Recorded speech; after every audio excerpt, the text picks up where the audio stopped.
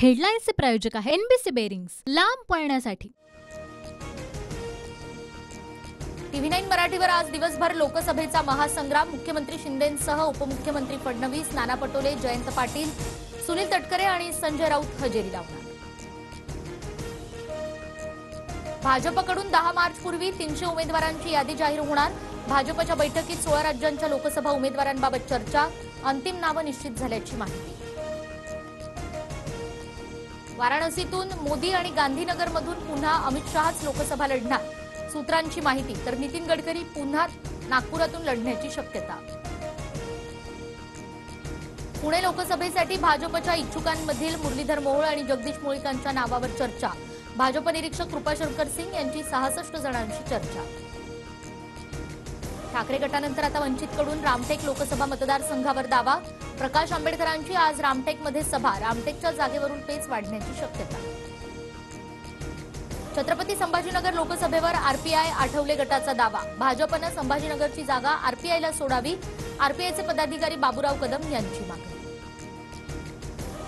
बारामतीतील नमो महारोजगार मेळाव्याच्या कार्यक्रम पत्रिकेमध्ये शरद पवारांना वगळलं। निमंत्रण नसतानाही पवार कार्यक्रमाला उपस्थित राहणार, संसद सदस्य या नात्यानं उपस्थित राहायला आवडेल, पवारांचं पत्र।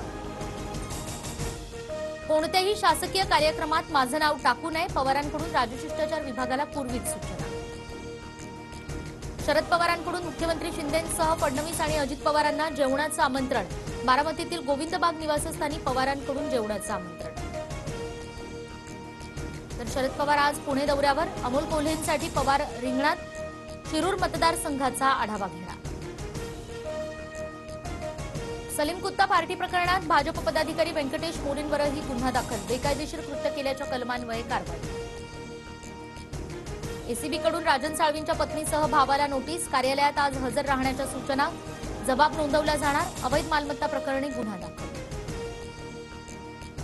विधान परिषदेचे 10 आमदार आज निवृत्त होणार। प्रवीण पोटे, सुरेश धस, निरंजन डावकर यांचा कार्यकाळ संपणार, तर नरेंद्र दराडे, विलास पोतनीस आणि कपिल पाटीलही निवृत्त होणार। मुंबईकरांच्या खिशाला कात्री लागणार, बेस्ट बसच्या पासच्या दरात आजपासून वाढ। दैनंदिन पास 10 रुपयांनी तर मासिक पासमध्ये 150 रुपयांची वाढ। नाशिकमध्ये सिटीलिंक बस कर्मचाऱ्यांचा दुसऱ्या दिवशीही संप सुरूच, वाहतूक व्यवस्था कोलमडली, पगार, बोनस आणि पीएफ मिळत नसल्यानं कर्मचारी आक्रमक। रत्नागिरी शहरात पाणी टंचाईचं संकट, आठवड्यातून 2 दिवस पाणीपुरवठा बंद। पाणीपुरवठा करणाऱ्या श्री धरणात मर्यादित पाणीसाठा। मुंबईकरांवरील संभाव्य पाणी कपात तुर्तास टळली, भातसा आणि ऊर्ध्ववैतरणा धरणातील राखीव साठा देण्यास राज्य सरकारची मान्यता। मनसे नेते नितीन सरदेसाईंनी लक्ष वेधल्यानंतर तेजस एक्सप्रेसमध्ये मराठी वर्तमानपत्र उपलब्ध, प्रवाशाकडून मराठी वर्तमानपत्र मिळाल्याचा व्हिडिओ शेअर। व्यावसायिक गॅस सिलिंडरच्या दरात आजपासून वाढ, दिल्लीत सिलिंडर 25 रुपयांनी तर मुंबईमध्ये 26 रुपयांनी महागलं।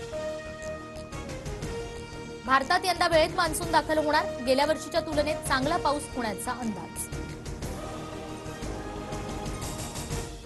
हेडलाईन्सचे प्रायोजक आहे एनबीसी बेरिंग्स, लांब पळण्यासाठी।